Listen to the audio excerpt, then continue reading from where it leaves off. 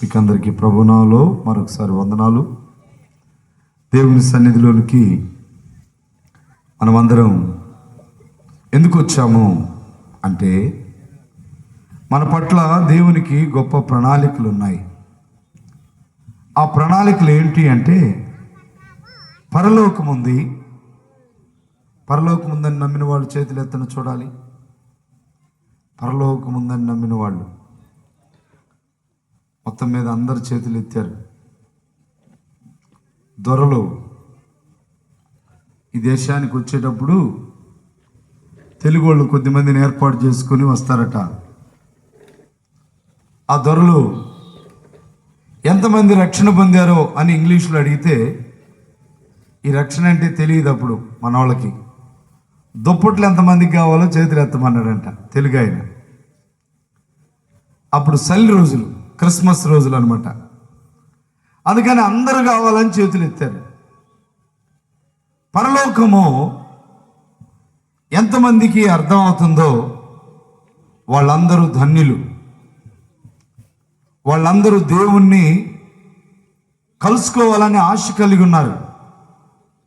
ఈ ఆశ కలిగిన వారిని సిద్ధపరచడానికే ఈ కూటాలు. ఆశ లేని వారిని మనం ఏం చేయలేం.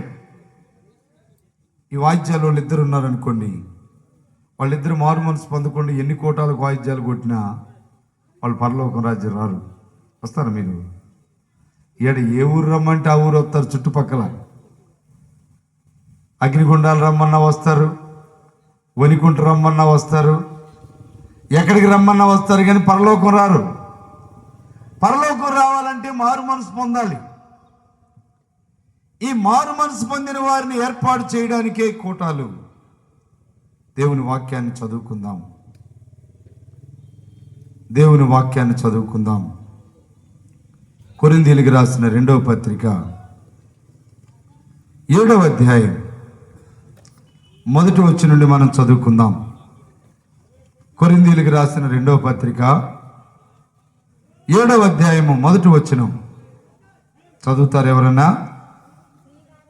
ప్రియులారా, మనకి ఈ వాగ్దానములు ఉన్నవి గనుక దేవుని భయముతో పరిశుద్ధతను సంపూర్తి చేసుకొనుచు శరీరమునకు ఆత్మకు కలిగిన సమస్త కల్మషములను మనలను మనమే పవిత్రులనుగా చేసుకుందాము. చాలు. చిన్న ప్రార్థన. పరిశుద్ధుడైన తండ్రి, ప్రేమ నమ్మకమైన గొప్ప దేవ, ఇంతవరకు మీ దాసుని ద్వారా నెమ్మది లేకపోతే ఏం జరుగుతుందో విన్నాం తండ్రి.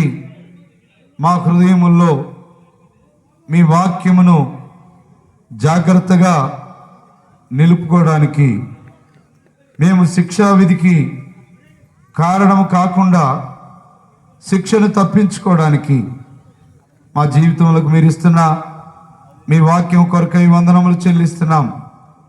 మీరే సహాయమును దయచేసి కొద్ది సమయం మీ మాటలతో మమ్మల్ని నింపమని యేసు నామములో ప్రార్థన చేసి అడిగి వేడుకొరుస్తున్నాము తండ్రి. ఆమేన్. క్రీస్తునందు ప్రియమైనటువంటి వారలారా, మనుషులు జీవితంలో జన్మతా పాపి.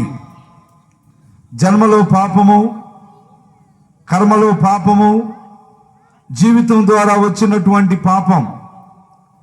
ఈ పాపం వలనే లోకములో కల్మషములు అంటుతాయి.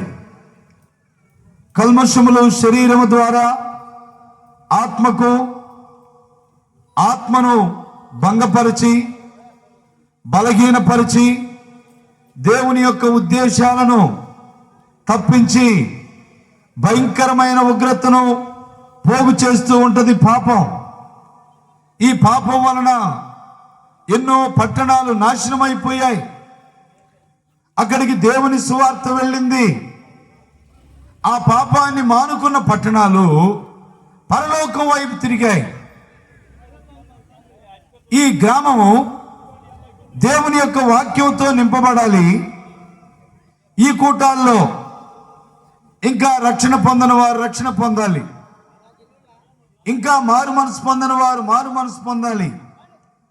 రక్షణ పొందినట్లు మారు మనసు పొందినట్లు ఏదైనా కొంచెం నటిస్తూ ఉంటే ఆ నటన కూడా మానుకోవాలి.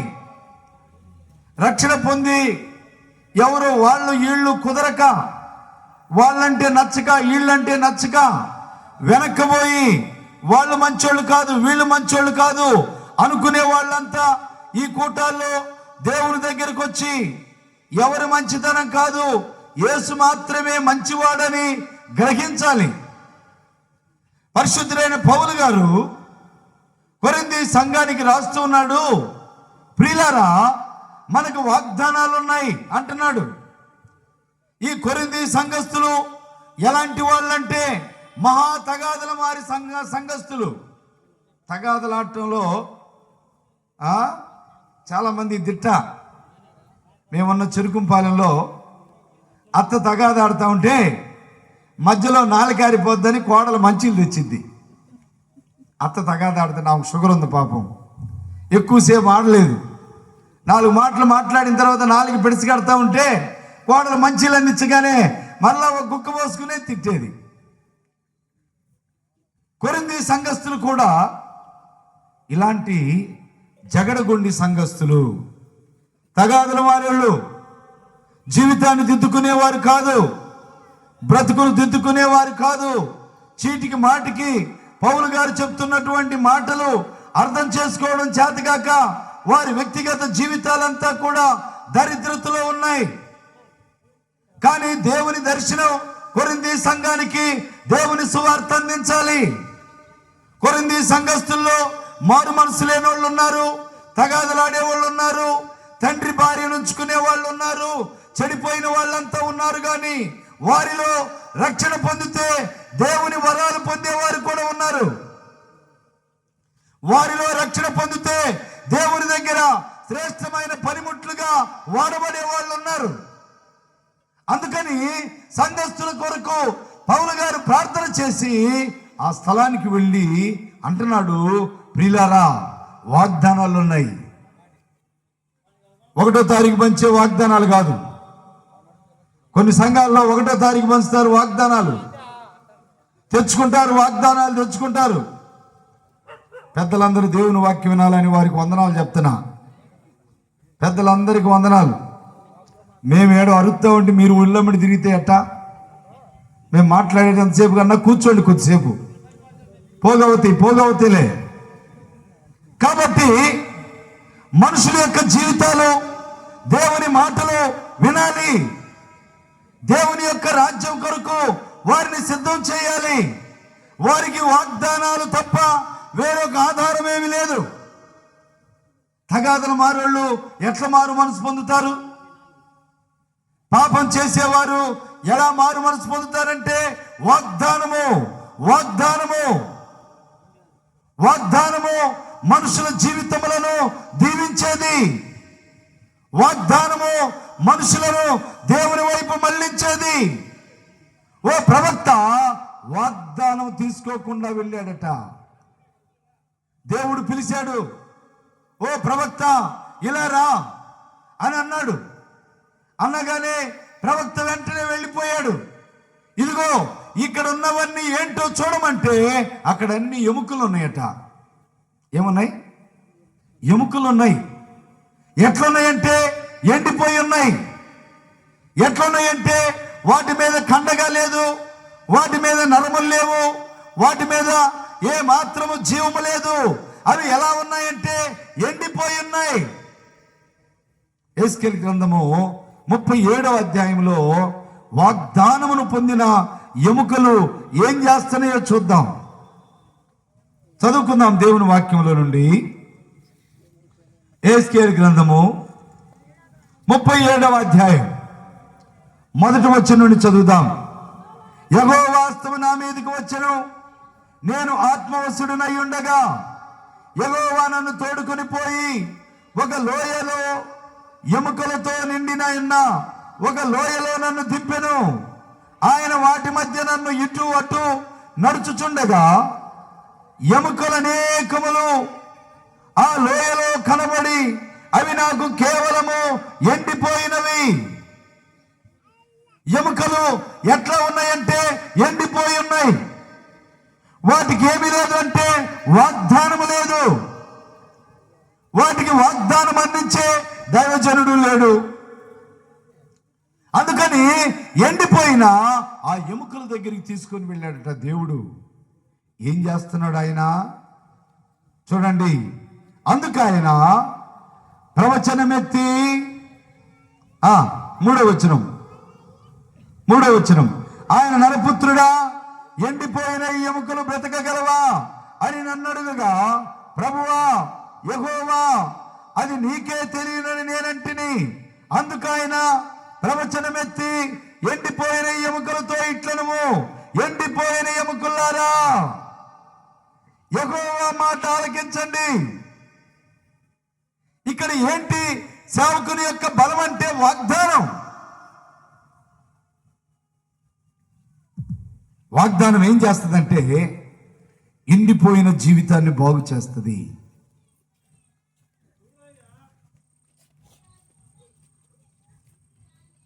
వాగ్దానము చేసి మాట తప్పవు, నష్టము కలిగినను వెనుకాడావు.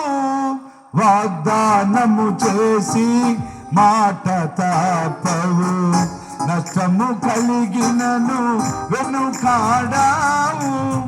వాగ్దానములన్నీ యేసు క్రీస్తులో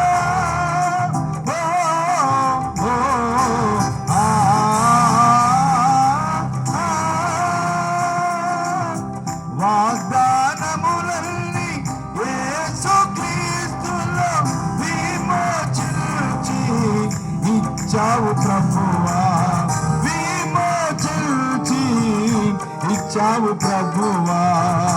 నీవు ఎంతైనా నమ్మదగిన దేవుడవు యేసయ్యా. చప్పట్లు కొడదాం. యేసయ్యా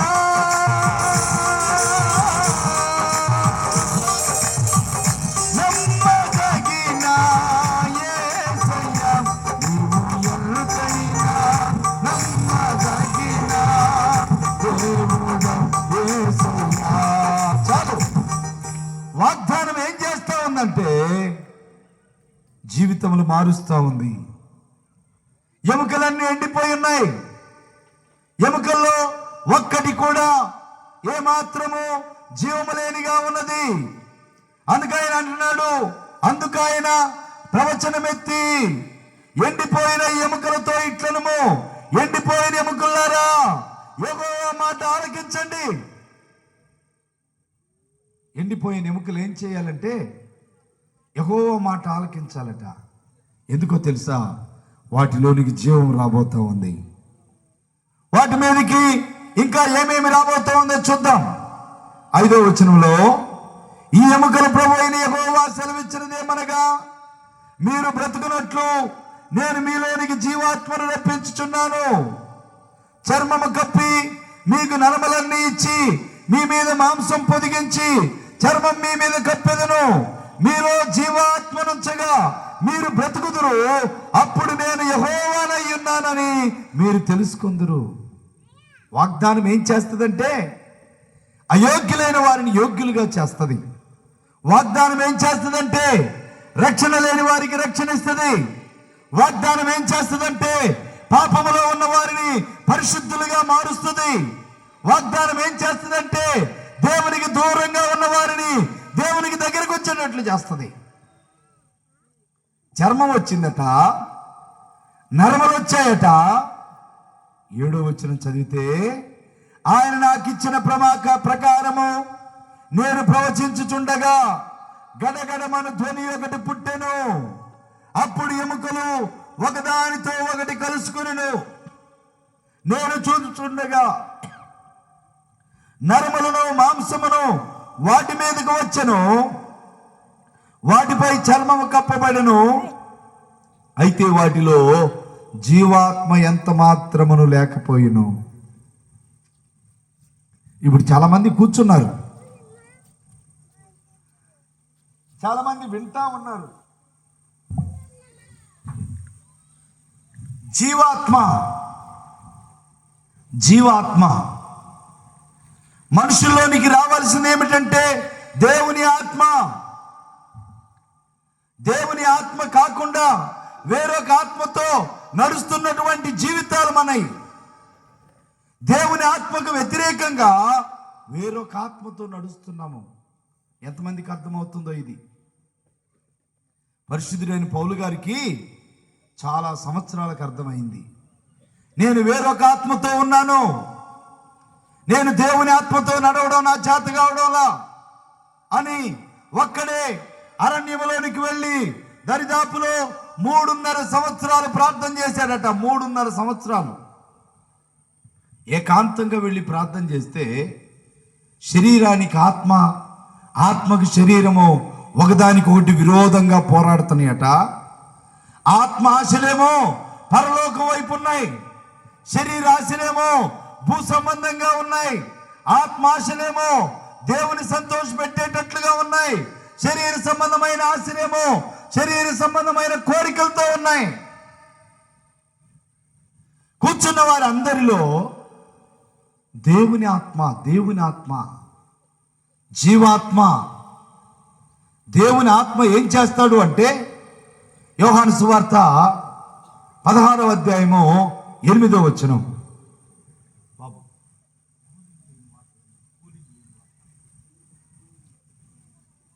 దేవుని ఆత్మ చదవాలి. ఆయన వచ్చి పాపమును గూర్చియు నీతిని గూర్చియు తీర్పును గూర్చియు లోకమును ఒప్పుకొని చేయును.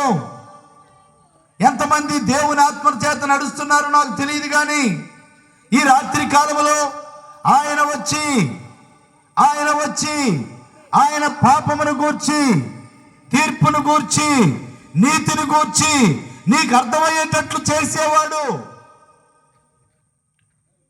ఈ ఎముకల్లో దేవుని ఆత్మ లేదు.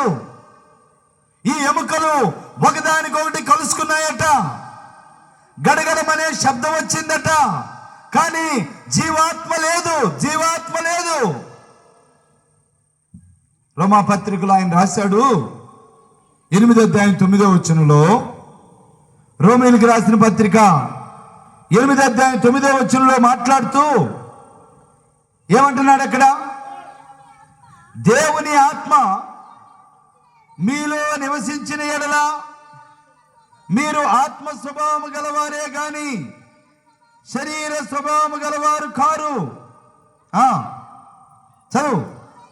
ఎవడైనను క్రీస్తు ఆత్మ లేనివాడైతే వాడు ఆయన వాడు కాదు.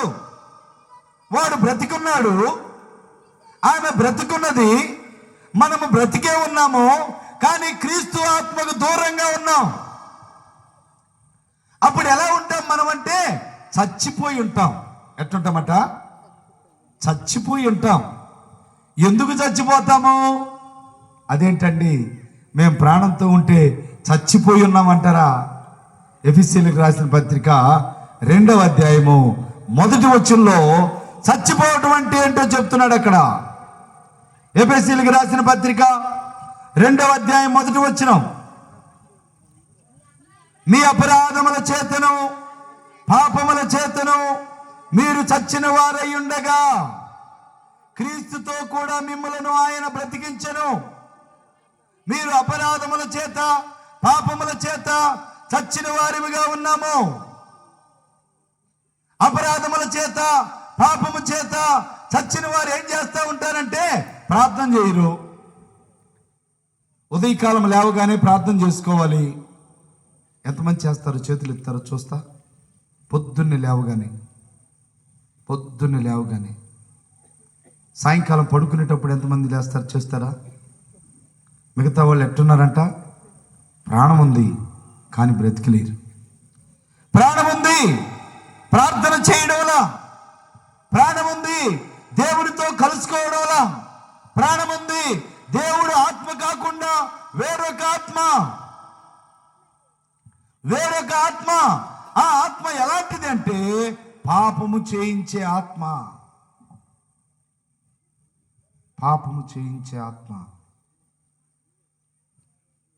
ఓ సహోదరుడు, మంచి కోటీశ్వరుడు, ఆయన భార్య మంచి కోటీశ్వరాలు, బాగా ప్రేమించి హిందువులాళ్ళు మారు మనసు పొందామని చెప్పారు. మారు మనసు పొందిన అబ్బాయికి ఇచ్చి పెళ్లి చేశారు. అయితే ఆ అమ్మాయి అంటుంది, ఏమంటుందో తెలుసా? ఇదిగో నువ్వు ఎప్పుడు చచ్చిపోతావో చెప్పు, నేను మంచోడిని చేసుకోవాలి అంటుంది. ఏమంటుందట అమ్మాయి? నువ్వు ఎప్పుడు చచ్చిపోతావో చెప్పు, నేను నాకు నచ్చినోడిని చేసుకోవాలి. ఏ ఆత్మది? దేవుని ఆత్మ అంటారా, దైవాత్మ అంటారా? ఆమెకేం అర్థం కావట్లా.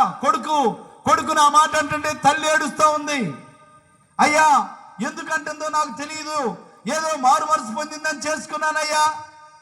నేను చెప్పానక్క, పితరుల ఆత్మ, పితరుల మీద పనిచేసే పాపపాత్మ, పితరుల మీద పనిచేస్తే త్రాగుబోతాత్మ, పితరుల మీద పనిచేసే వ్యభిచారపాత్మ, పితరుల మీద పనిచేసే దొంగ ఆత్మ మారు మనసు పొందని ప్రతి ఒక్కరి మీద పనిచేస్తూ ఉంటుంది. మారు మనసు పొందకుండా మనం ఎట్లున్నామంటే చచ్చిపోయి ఉన్నాము. ఎట్లున్నామట? చచ్చిపోయి ఉన్నాము. అయితే దేవునికి ఏముంది ఆశ? ఈ గ్రామం పట్ల ఏందంట ఆయన ఆశ అంటే చచ్చిపోయిన వారిని లేపేవాడు. పాట ఉంది. ఏం పాట అది?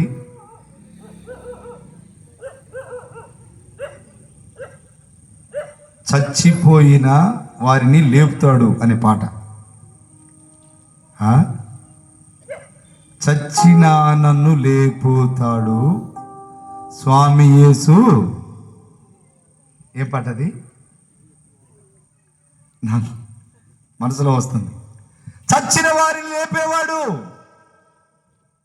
చచ్చిపోయినటువంటి వారిని పాపములతో అపరాధములతో ఆ లోయ, ఇదేం ఊరంట? ఊరి పేరు ఏం పేరు? అగ్ని గుండాలు. ఈ గుండాల్లో అంతా సచ్చే ఉన్నారు. ఎట్టున్నారట? తాగుడోడు తాగుడులో చచ్చున్నాడు, ప్యాకెటోడు ప్యాకెట్లో చచ్చున్నాడు, సినిమాలు చూసేవాడు సినిమాల్లో చచ్చున్నాడు. ఎదట చచ్చిపోయి లేచినాడు స్వామి, భక్తుల కగపడినాడు.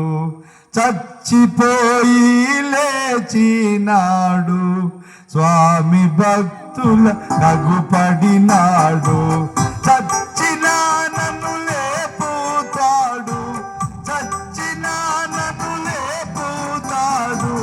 చావు అంటే భయపడరాదు, లేచినాడురా సమాధి గెలచినాడురా యేసు.